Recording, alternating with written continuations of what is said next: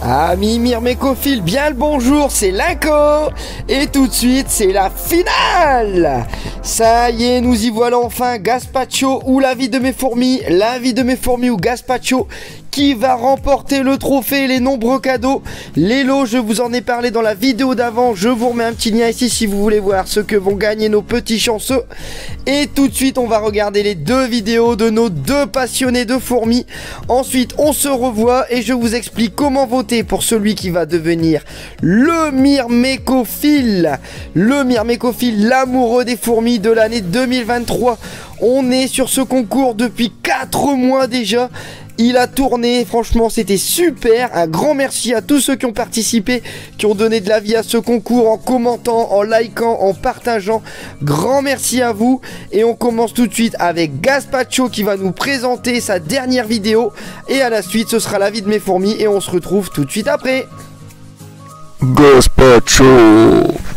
Et c'est parti les amis, on va commencer avec Gaspacho qui va nous présenter dans sa dernière vidéo du concours 3 Camponotus s'il vous plaît et pas des moindres.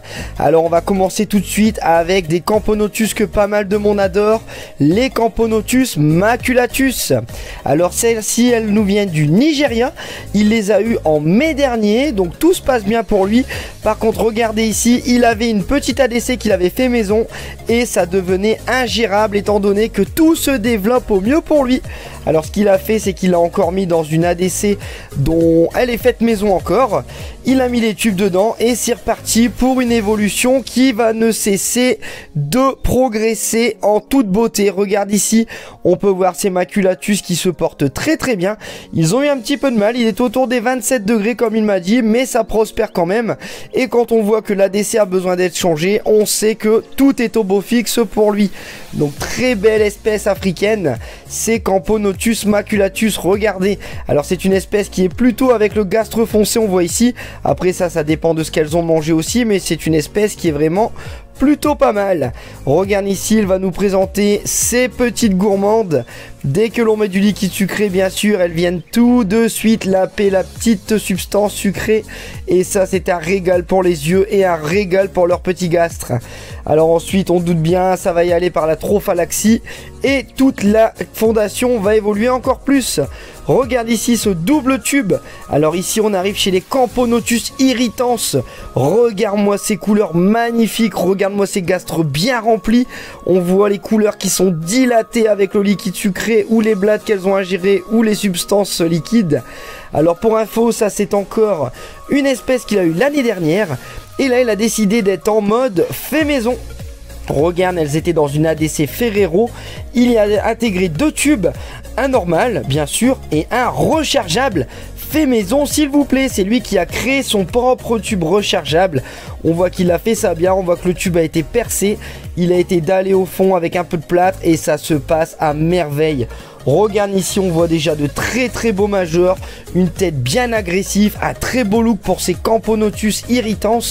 Et on peut voir que le couvain se développe pas mal étant donné qu'on est en été. Franchement, respect à toi. On voit qu'il y a vraiment de l'amour de la fourmi là-dedans, du fait maison, de la passion, de l'évolution. Bref, tout se passe bien. Regarde ici les nouvelles nées. Elles n'ont pas encore pris de couleur et elles restent vraiment magnifiques. Regarde celle-ci, elle doit à peine avoir 24 heures. Bienvenue chez Gaspacho et donnez-lui de la force. Alors n'hésitez pas à lui mettre des likes dans le commentaire que je lui dédierai, mais également à commenter sur ses vidéos pour lui donner de la force, de l'envie de continuer sa passion pour les fourmis, un peu comme nous, ceux qu'on adore. Alors regarde encore, on voit qu'il y a un très beau couvain, franchement ça dépote. Et laisse-moi te présenter juste après. Alors d'abord tu vas voir un peu l'agressivité, hein. Elles vont venir manger avec fierté une petite mouche. Je te laisse regarder d'abord le couvain. Voilà, il y a vraiment de la substance à voir. On voit que ça va encore exploser. Il va falloir rajouter quelques tubes, voire commencer à sortir les premiers nids. Et là, on va les voir en ADC extérieur, les petites coquines. Elles ont l'air toutes choubidou, comme diraient certains. Mais quand tu vas les voir face à une proie, elles vont pas être là pour rigoler, hein. Celle-ci, regarde bien, une petite descente dans l'ADC. Et là juste à côté on va voir qu'il y a masse monde en train d'attaquer la mouche. Alors elle commence à 2 à 3 et après ça va finir par être partagé avec toute la colonie ou la petite fondation, ça tu l'appelles comme tu veux. Mais en tout cas, il dispose d'une très belle fondation qui se développe très bien. Bravo à toi, parce que les Camponotus irritans, on n'en voit pas tant que ça ici. Et elles sont vraiment plutôt belles niveau gastre et niveau coloris. Alors en tout cas, ça se passe bien pour lui. On va continuer avec les Camponotus, s'il vous plaît. Des Camponotus nicobarensis. Alors là, monsieur a décidé de faire fort. On n'est pas chez une reine. Bah non, on est chez deux. Non, regarde derrière, il y en a une troisième. Eh non, regarde au-dessus, il y en a une quatrième. 4 reines, s'il vous plaît. Et même, si tu la vois pas encore, en fait, il y en a 5. Alors Gaspacho a décidé de se faire un gros kiff, un bon plaisir. Il a reçu cette fondation de 5 reines Camponotus nicobarensis. C'est dire, moi qui en ai une qui est déjà remplie d'ouvrières au bout de quelques mois. Avec 5, ça va dépoter. Et regarde ici ce qu'il te montre. C'est une ouverture de cocon pour fêter sa finale au niveau du concours. Une petite ouverture de cocon et une fondation qui ne cesse d'évoluer. Alors il m'a dit que cette vidéo datait du tout début, donc il y a environ 3-4 semaines. Et à l'heure actuelle, ça a déjà bien explosé. Si tu veux plus d'informations, n'hésite pas à aller vers lui, car il a beaucoup de choses à t'apprendre et à t'expliquer sur ses fourmis. La vie de mes fourmis.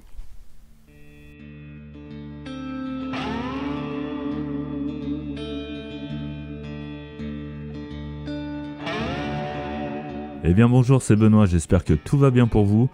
Aujourd'hui pour cette vidéo de finale, je vous emmène dans le monde passionnant de la vie de mes fourmis. Commençons par mes Messor barbarus, les fourmis moissonneuses. Ces travailleuses passent leur journée à chercher des graines qu'elles stockent avec soin dans leurs chambres souterraines pour assurer la subsistance de leur colonie. Leur incroyable capacité à transporter des charges bien plus lourdes qu'elles-mêmes témoigne de leur détermination et de leur ingéniosité.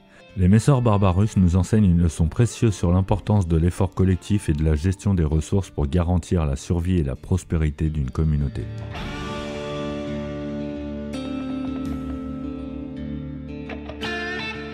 Voici les Camponotus barbaricus, des fourmis puissantes et déterminées. Leur force surprenante leur permet de soulever des charges importantes et elles utilisent leurs mandibules pour se défendre contre les prédateurs. Les ouvrières infatigables jouent un rôle vital dans la collecte de nourriture et la construction de refuges sécurisés pour leur colonie. Elles contribuent également à l'équilibre naturel de leur environnement en régulant les populations d'insectes, assurant ainsi la santé de l'écosystème. Et maintenant, découvrez les Camponotus vagus, les nomades. Ces exploratrices infatigables sont constamment en mouvement à la recherche de nouvelles ressources pour leur colonie. Leur vitesse et leur détermination sont incroyables. Leur capacité d'adaptation est essentielle pour leur permettre de prospérer dans des environnements changeants et de relever les défis qui se présentent.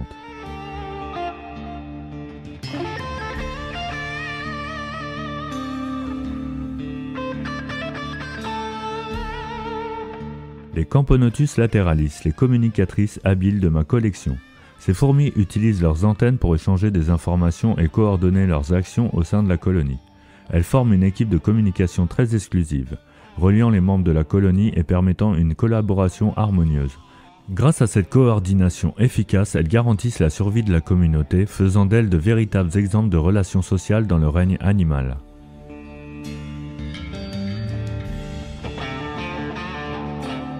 Attention aux Camponotus pisceus, mes petites guerrières.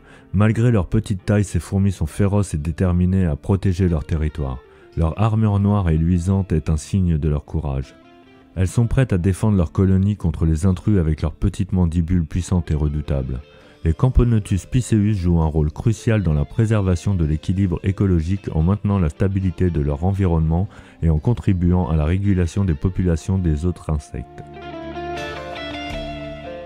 Et voici mes Camponotus cruentatus, les fourmis de sang. Leur couleur rouge éclatante les distingue des autres espèces de fourmis. Grâce à leur récente installation dans un nouveau nid que vous avez pu voir dans la vidéo de demi-finale, ces fourmis se développent maintenant de manière optimale. Elles sont ravies et s'épanouissent à merveille. Leur rôle essentiel dans l'écosystème se manifeste par leur contribution à la décomposition des matières organiques et à la régulation des populations d'insectes. Et enfin, mes Crématogastères scutellaris, les funambules de la collection. Ces fourmis se déplacent en file indienne avec une coordination parfaite, assurant une progression fluide et synchronisée. Leur agilité est impressionnante, elles sont prêtes à tout pour capturer leur proie. Grâce à leur mécanisme de défense unique consistant en un jet d'acide formique, elles repoussent les ennemis potentiels et préservent l'intégrité de leur colonie. Les Crématogastères scutellaris ont beau être toutes petites et toutes mignonnes, elles n'en sont pas moins de redoutables prédateurs. Et voilà, nous arrivons à la fin de cette aventure à travers la vie de mes fourmis. J'espère que vous avez apprécié cette visite de mes différentes espèces. Je tiens à remercier Linko pour avoir créé ce tournoi qui a réuni des passionnés de l'élevage de fourmis. Un grand merci à tous les spectateurs qui ont suivi mes vidéos, soutenu et encouragé mon parcours dans cette compétition. Et bien sûr un mot pour mon adversaire Gaspacho qui a fait un beau tournoi, bonne chance à toi. N'oubliez pas de voter pour moi si vous avez apprécié cette présentation et à bientôt sur ma chaîne pour de nouvelles aventures. Allez, ciao!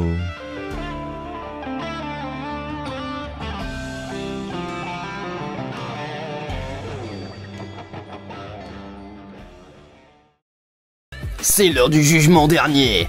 À vous de voter maintenant les amis. Alors vote en commentaire, tu mets un like sur ton favori. Donc je vais mettre un petit message, vote pour la vie de mes fourmis ou vote pour Gaspacho. Celui qui aura le plus de likes gagnera 6 points sur les 20 à gagner. Il restera 9 points à gagner qui seront décernés par les quarts de finalistes. J'espère pour eux qui vont jouer le jeu, je vais revenir vers vous les amis. Soit vous le mettez en commentaire ou soit vous me le dites à part et on garde ça pour la finale pour un peu de suspense. Il restera également 5 points à donner, c'est ceux qui m'ont demandé. Alors il y aura Natura Fourmi, Fourmi 128, Raphaël Kergot, Fourmi 441 et Kogito qui s'est insigné dans le petit vote.